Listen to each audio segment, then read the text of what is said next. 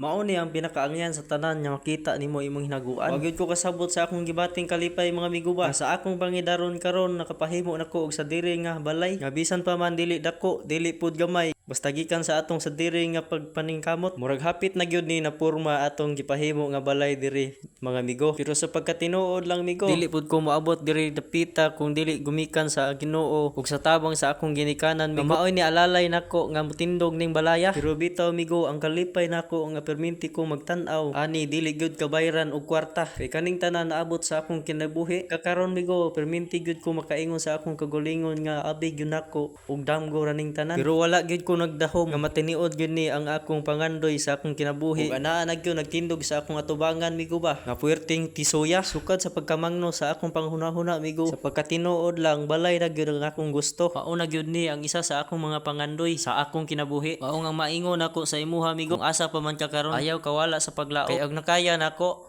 kaya pud nimo isalig ra ang tanan sa Ginoo ug ubani sa pagpaniguro. Dire na lang isa kutob ang akong video mga amigo. O God bless you natong tanan. Amping kanunay. Ug salamat sa pagpanood ani nga video.